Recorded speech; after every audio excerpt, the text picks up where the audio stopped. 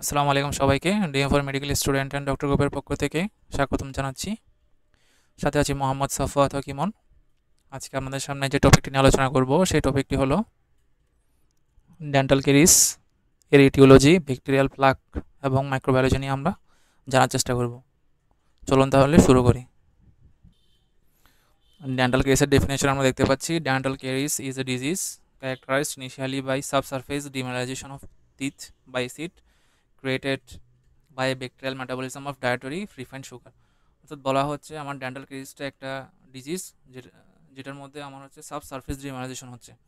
Sub surface ডিমিনারাইজেশন মানে বোঝাচ্ছে early tooth decay, অর্থাৎ আমাদের যে early stage of tooth loss আছে ওই টুথ লসের যে ক্যারেক্টারিস্টিক্সটা আমার প্রথম হচ্ছে দেখা যায়। এক্ষেত্রে আমার যে জিনিসটাকে আমরা সাসপেক্ট করি এটা হচ্ছে ক্যারিসের ইনিশিয়াল স্টেজ।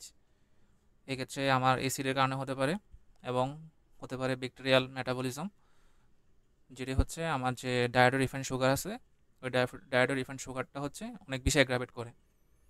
এরপরে বলা হচ্ছে the ultimate effect of caries process is to cause breakdown of enamel and dentin, thus open a path for bacteria to reach the pulp. অর্থাৎ বলা হচ্ছে আলটিমেটলি আমার কেরিসের যদি আমরা সিকিউরলি বলতে চাই, এটা প্রথমে হচ্ছে এনামেল লস করে, এরপর ডেন্টিন লস করে, এরপরে পাল্পে গিয়ে হচ্ছে আলটিমেটলি আমার পাল্পাল যে ডিজিজগুলো আছে ওই ডিজিজগুলোকে অ্যাগ্রাভেট করা শুরু করে বা ইনিশিয়েট করা শুরু করে। এরপরে বলা হচ্ছে acute pulpitis and apical periodontitis caused in this way are the most common causes of টুথেক। অর্থাৎ আমাদের যে দাঁত ব্যথা হয়ে থাকে সচরাচর, এই দাঁত ব্যথার সবচেয়ে যে বড় দুইটা কজ, এটা হচ্ছে কি একটা অ্যাকিউট পালপাইটিস আর একটা হচ্ছে apical periodontitis.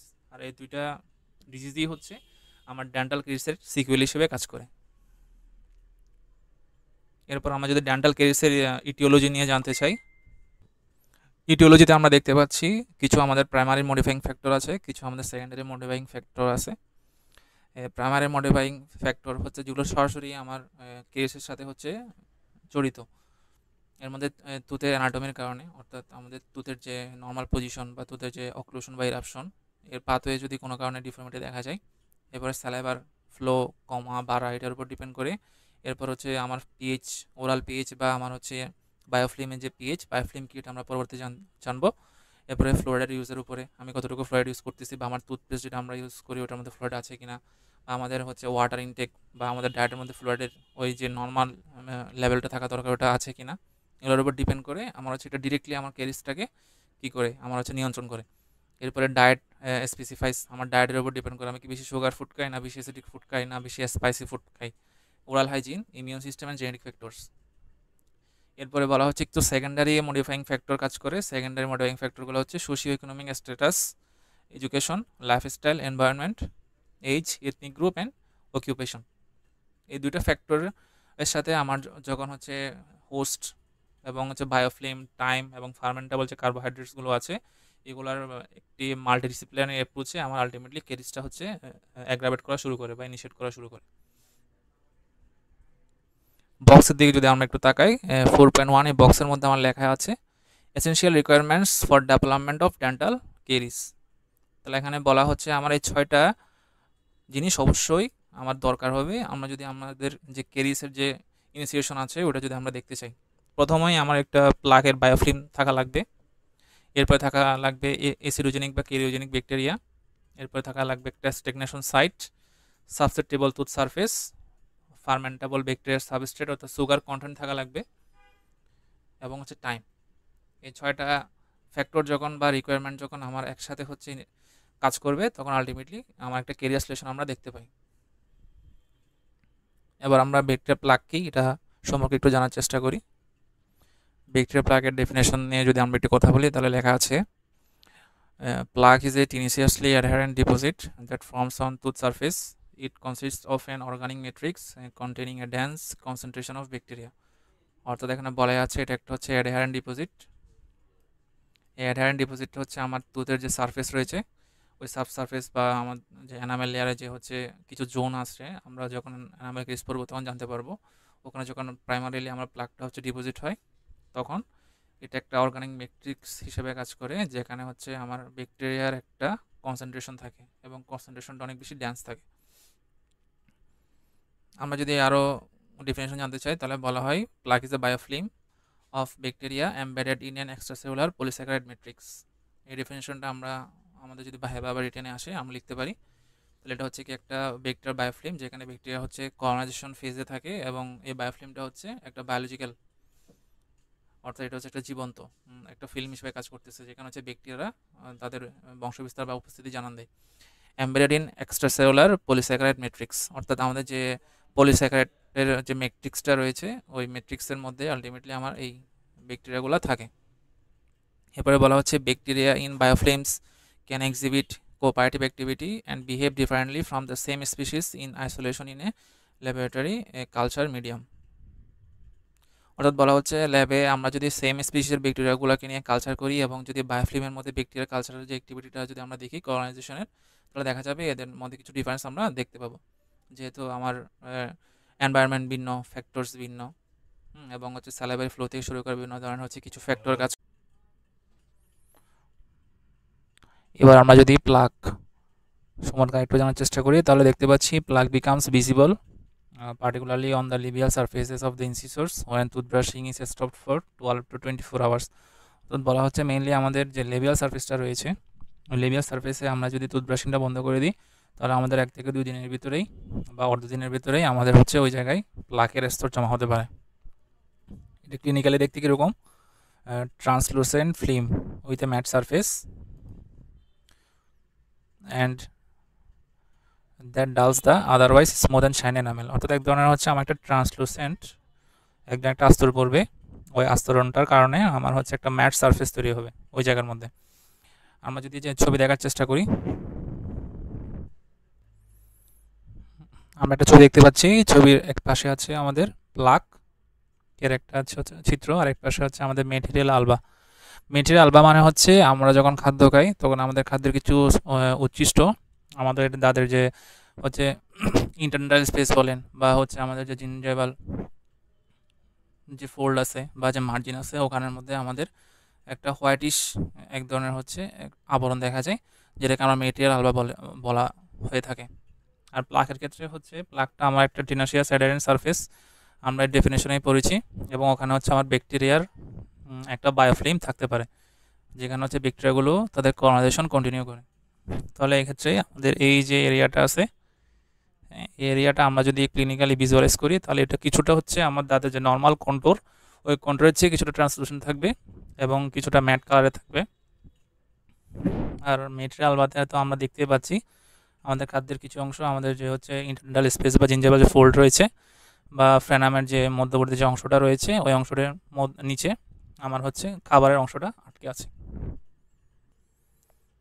Little plaque forms under conditions of starvation, but it forms rapidly and abundantly on a high sucrose diet। অর্থাৎ বলা হচ্ছে আমরা যখন স্টারভেশন বা উপবাস বা রোজা অবস্থায় থাকি, তখন হচ্ছে আমাদের যেহেতু একটা লং টাইম হচ্ছে আমাদের যে দাঁতের যে সারফেসটা আছে, ওই সারফেসটার মধ্যে যেহেতু আমাদের হচ্ছে বিভিন্ন ধরনের স্যালাইভারি ফ্লো বলেন বা খাবারের বিভিন্ন ধরনের উচ্ছিষ্ট অংশ বলেন, ওইটা হচ্ছে আমাদের যে এনামেল যে লেয়ারটা আছে, ওই লেয়ারের যে হচ্ছে বিভিন্ন ধরনের যে ফোল্ডগুলো আছে, জিঞ্জিভাল ফোল্ড বা ইন্টারনাল স্পেস, ওখানে হচ্ছে আটকে থাকার কারণে আমাদের ওখানে লিটল প্লাক ফর্মেশন হতে পারে। প্লাক ফর্মেশনের স্টেজগুলো যদি আমরা দেখি, তাহলে প্রথমে বলা হচ্ছে deposition of structureless cell free pellicle of salivary glycoprotein. অর্থাৎ আমাদের স্যালাইভারের মধ্যে যে প্রোটিনটা সবচেয়ে বেশি আমাদের কেরিসের জন্য অনেক বেশি ভূমিকা পালন করে, সেটা হচ্ছে স্যালাইভারি গ্লাইকোপ্রোটিন, এবং এটার একটা পেলিকল আমার হচ্ছে ওই যে স্ট্যাগনেশন এরিয়া রয়েছে তুতের, ওই জায়গার মধ্যে হচ্ছে আমাদের ডিপোজিশন হওয়া লাগবে।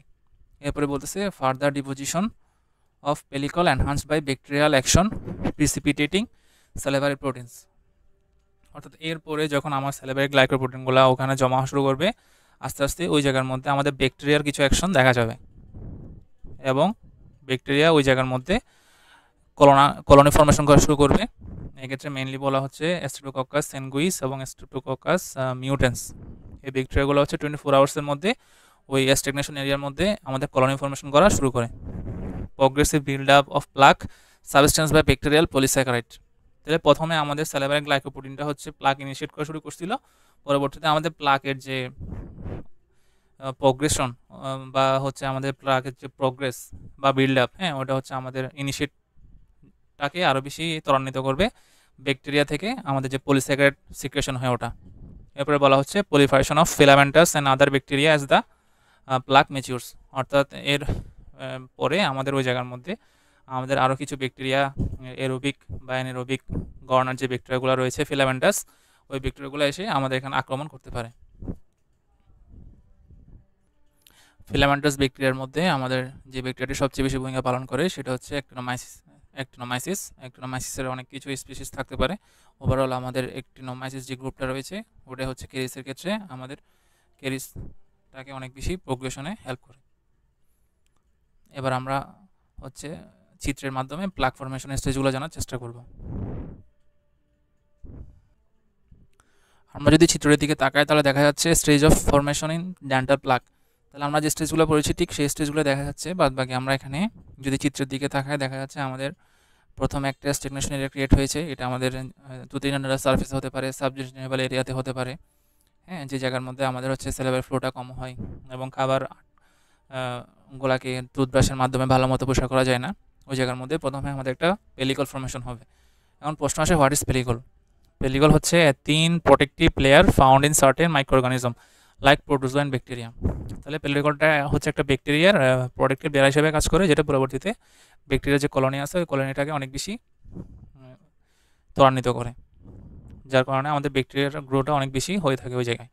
এরপর স্টেগনেশন এরিয়াটা হচ্ছে কি, regions in the mouth where plaque and food debris tend to accumulate and remain undistributed, অর্থাৎ ওই জায়গার মধ্যে আমাদের প্লাক এবং ফুড ডিব্রিজগুলো জমা হয়ে থাকে এবং ওই জায়গা থেকে সহজে এটাকে কী করা যায় না, মানে ওয়াশ আউট করা যায় না, যার কারণে ব্যাকটেরিয়া বা টুথপিকের জন্য এটা একটা পজিটিভ এনভায়রনমেন্ট ক্রিয়েট করে।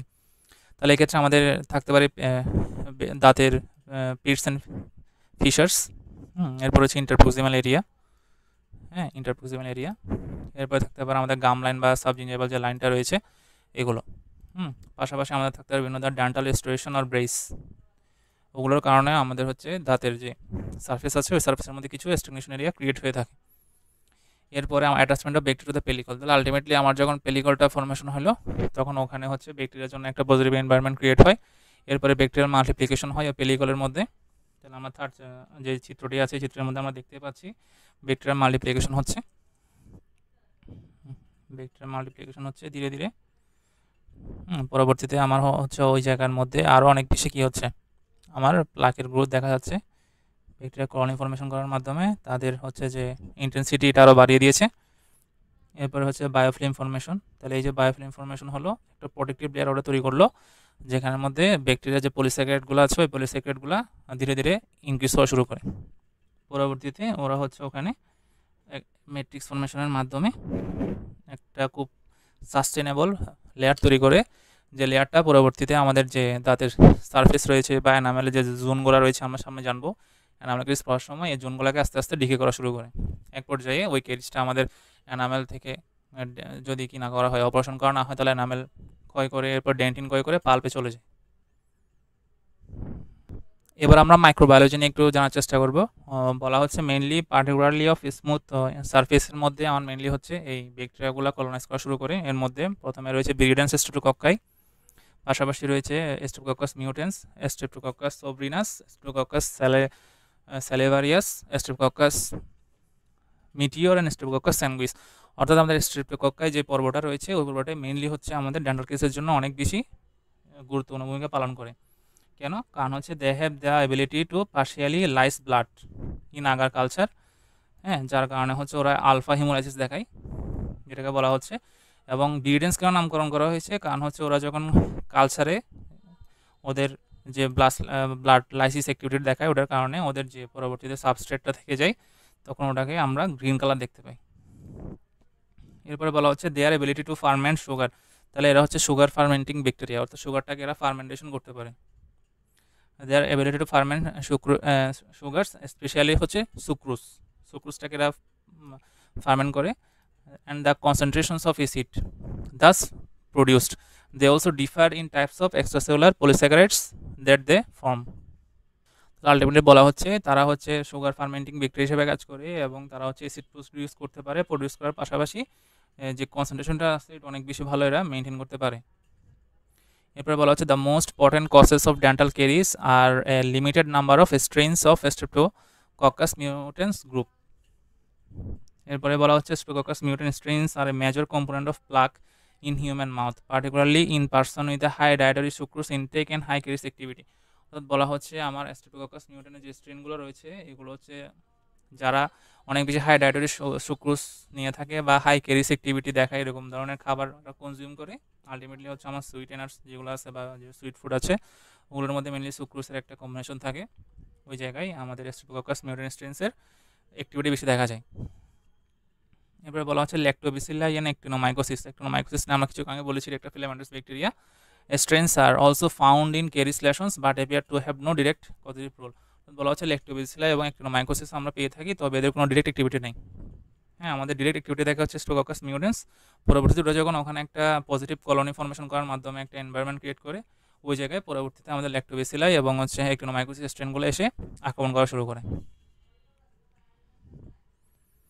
এরপর আমরা যদি সামনে আগাই, আমরা একটা চিত্র দেখতে পাচ্ছি। চিত্রের মধ্যে দেখা যাচ্ছে একটা বেবির ফেস, অনেক বেশি এক্সটেন্সিভ আমরা কেরিস দেখতে পাচ্ছি। হ্যাঁ, জার্নালিস্ট বলা যায় একেবারেই। তাহলে এটা কেন হচ্ছে, তাহলে নিচে লেখাই আছে this pattern of caries is particularly associated with the use of sweetened dummies and sweetened infant drinks. অর্থাৎ বলা হচ্ছে বাচ্চারা অনেক বেশি মিষ্টি খাওয়ার জন্য পছন্দ করে, তাহলে বেশি সুগার ইনটেক করার পর যদি ভালো মতো ওরাল হাইজিন মেনটেন না করে তাহলে এক্ষেত্রে ওদের এক্সটেন্সিভ কেরিস আমরা দেখতে পাই, মেইনলি ডেসিডুয়াস ডেন্টিশনের ক্ষেত্রে। এরপরে আমরা একটা এরিয়া দেখতে পাচ্ছি,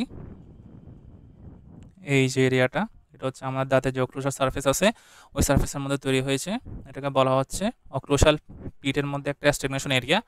হ্যাঁ, তাহলে এই স্টেগনেশন এরিয়ার মধ্যে আমরা সহজে কী করে না, আমরা যখন টুথব্রাশে যে ব্রিসল ইউজ করি ওই ব্রিসলটা সহজে প্রবেশ করতে পারে না, যার কারণে ওখানে হচ্ছে খাদ্য কণা জমে বা বিভিন্ন ধরনের পার্টিকেলস জমে, আলটিমেটলি ওখানে একটা প্লাকের বায়োফিল্ম তৈরি করে, যেখানে আলটিমেটলি আমার ক্যারিস ডেভেলপ হওয়া শুরু করে। তো এখানে এই কথাটা লেখা হয়েছে ক্যারিস lessons tend to develop at specific sites usually approximately on or in deeper occlusal pits and fissure, and the chirogenic bacteria are found in the plaque overlying the caries, not floating free in the saliva. অর্থাৎ বলা হচ্ছে আমরা ব্যাকটেরিয়াগুলো কোথায় পাবো, ultimately যে pluck রয়েছে ওই প্লাকের মধ্যে পাবো, এবং these signs tend to be plaque biofilm extinction areas that are difficult for the individual patient to clean. অর্থাৎ এই ক্ষেত্রে অনেক বেশি ডিফিকাল্টিস আমরা দেখতে পাই, এটাই বলা হচ্ছে। এবার আমরা প্লাকের হাইপোথিসিস নিয়ে যদি একটু আলোচনা করি তাহলে বলা হচ্ছে the ecological plaque hypothesis suggests that a plaque containing other acid producing and acid resistant bacteria is important to modulate the virulence of Streptococcus mutans. অর্থাৎ বলা হচ্ছে এখানে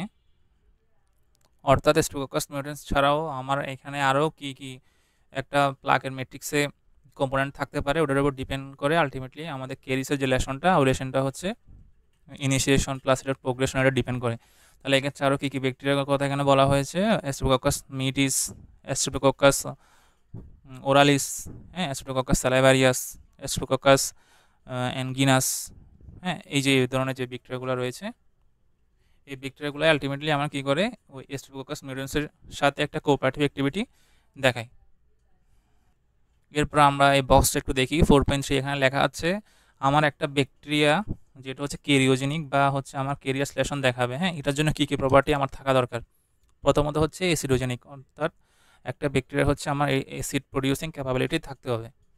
এরপরে বলতেছে able to produce a pH low enough to decalcify tooth substance, অর্থাৎ আমাদের টুথের যে enamel রয়েছে, এনামেলের যে লেয়ারটা রয়েছে ওই লেয়ারটাকে আমার ডিক্যালসিফাই করার মতো একটা মিনিমাম পিএইচ ওদের কন্টেন করতে হবে। এক্ষেত্রে বলা হচ্ছে ইউজুয়ালি পিএইচ 5 অথবা এর নিচে। Able to survive and continue to produce acid at any pH, অর্থাৎ বলা হচ্ছে আমার যদিও ওরাল পিএইচটা কমক বা বাড়ক, কিন্তু এরা হচ্ছে এদের যে অ্যাসিডিক পিএইচটা আছে ওই অ্যাসিডিক পিএইচের মাধ্যমে আলটিমেটলি এদের যে কেরিওজেনিসিটি ওটা মেনটেন করবে। Processes attachment mechanisms for firm adhesion to the smooth tooth surface, অর্থাৎ এর মাধ্যমে এরা এদের যে ব্যাকটেরিয়া পলিস্যাকারাইড বা বিভিন্ন ধরনের যে টক্সিন রিলিজ করে এগুলোর মাধ্যমে এদের যে অ্যাডেশন ওটাকে ওরা পারমানেন্ট করে রাখবে। Able to produce adhesive insoluble plaque polysaccharides, তাহলে যেখানে লিখে আছে অবশ্যই কী করতে হবে, এদের এডিসিভ ইনসলিউবল সাবস্টেন্স এদের সিক্রেশন করতে হবে বা প্রডিউস করতে হবে, যেটাকে বলা হচ্ছে পলিস্যাকারাইড আর স্পেসিফিকভাবে গ্লুকান।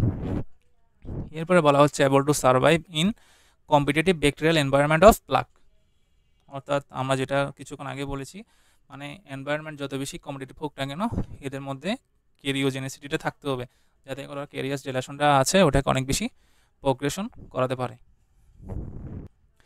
ব্যাকটেরিয়াল পলিস্যাকারাইড নিয়ে যদি আমরা একটু বলতে চাই, তাহলে বলা হচ্ছে the ability of Streptococcus mutants to initiate smooth surface caries and form large amount of adherent plaque depends on its ability to polymerize sucrose into high molecular weight sticky insoluble extracellular polysaccharides glucan.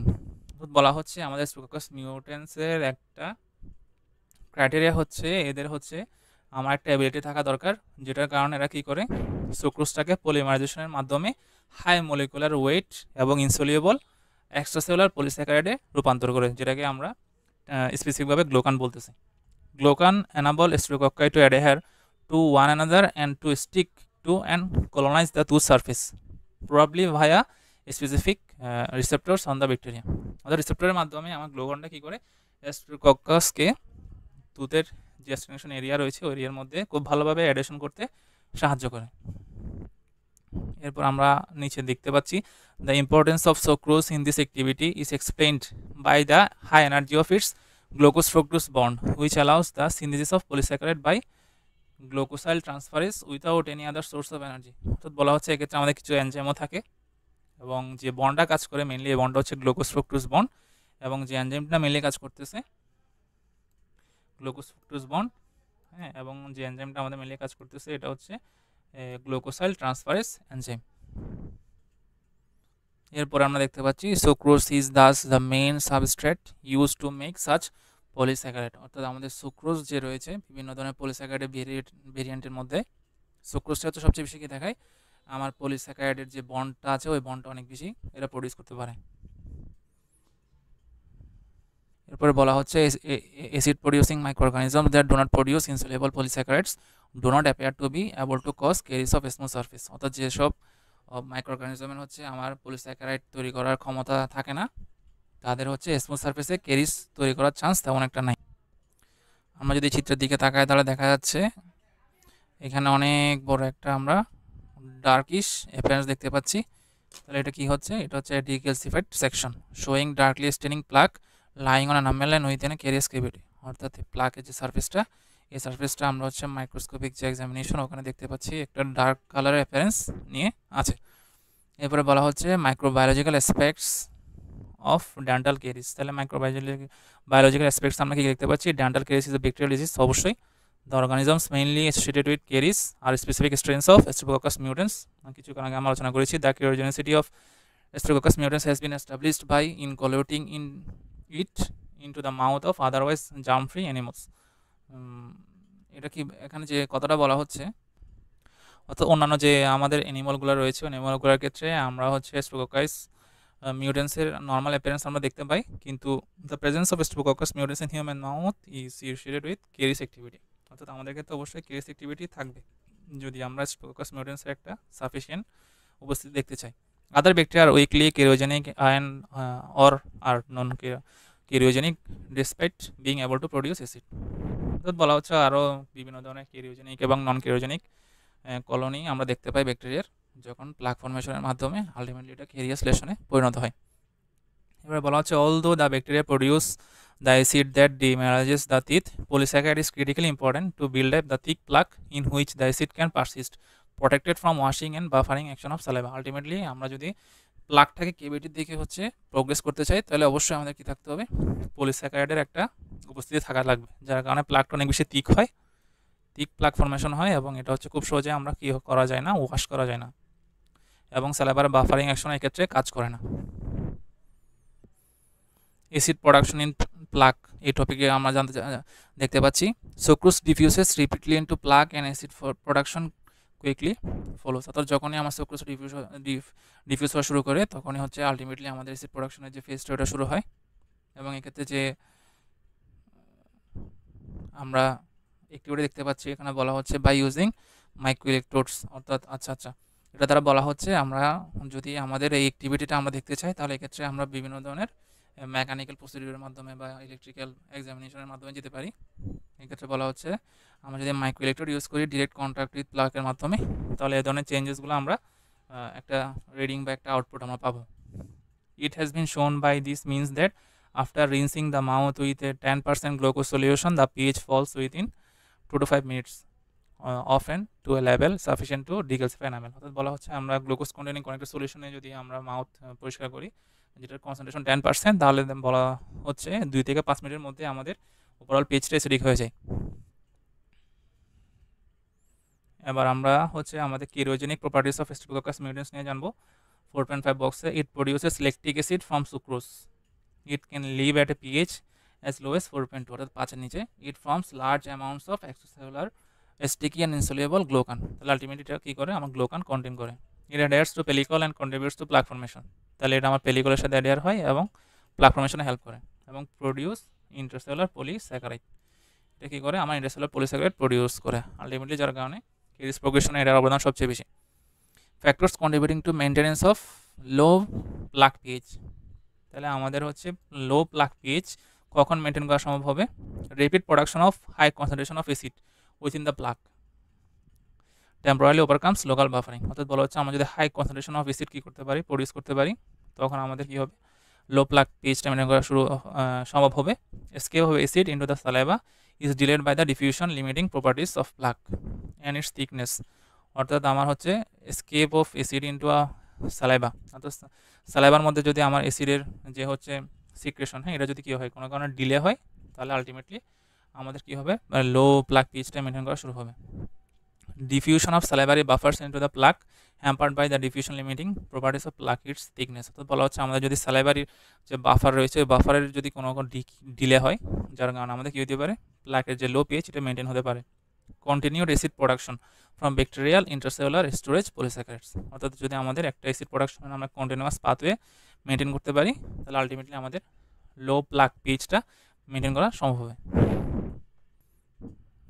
এই জন্য বলতেছে it is clear that acid production mainly lactic acid is responsible for carious lesion. অর্থাৎ বলা হচ্ছে আমাদের pluck প্রডিউসের ক্ষেত্রে lactic অ্যাসিডের একটা অ্যাপিয়ারেন্স আমরা দেখতে পাই। When plaque is sampled after exposure to sucrose, lactic acid is quantitatively predominant acid, particularly during the throw of the Steeman curve. অর্থাৎ বলা হচ্ছে আমরা যখন প্লাকের একটা স্যাম্পলিং করব, যেখানে হচ্ছে আমরা সুক্রোজ কন্টেনিং কিছু এলিমেন্টস থাকবে, তাহলে ওখানে আমরা ল্যাকটিক অ্যাসিডের একটা অ্যাপিয়ারেন্স আমরা দেখতে পাবো। আমরা একটা কার্ভ দেখতে পাচ্ছি। এই কার্ভের মধ্যে দেখা যাচ্ছে আমার যখন গ্লুকোজ সলিউশন নিয়ে রিন্স করেছে, রিন্স করার কারণে আমার 10 to 20 মিনিটসের মধ্যেই আমাদের প্লাকের পিএইচটা হচ্ছে 5-এর নিচে নেমে গেছে। এবং ওই সময় হচ্ছে আমাদের ওই জায়গায় আমরা যদি স্যাম্পলিং করি, তাহলে দেখা যাবে ল্যাকটিক অ্যাসিডের একটা উপস্থিতি আমরা ওখানে পাবো। এরপরে বলা হচ্ছে প্লাকের মধ্যে কী কী মিনারেলস থাকতে পারে। তাহলে calcium, phosphate ions and often fluorides are present in significant amounts. অর্থাৎ আমরা প্লাকের মধ্যে মিনারেলস হিসেবে ক্যালসিয়ামও পেতে পারি, ফসফেট আয়নও পেতে পারি, এবং ফ্লোরাইডের একটা প্রেজেন্স আমরা দেখতে পাই। এরপরে বলা হচ্ছে factors determining the cariogenicity of sucrose. এই টপিকটি আমরা পরবর্তীতে যখন সুক্রোজ নিয়ে আলোচনা করব তখন পড়ার চেষ্টা করবো ইনশাল্লাহ। আজকে এ পর্যন্তই, আশা করি সবাই ভালো থাকবেন। আর কোনো পরামর্শ থাকলে আমাদের টেলিগ্রাম চ্যানেলে কমেন্ট বক্সে জানাতে পারেন। আসসালামু আলাইকুম।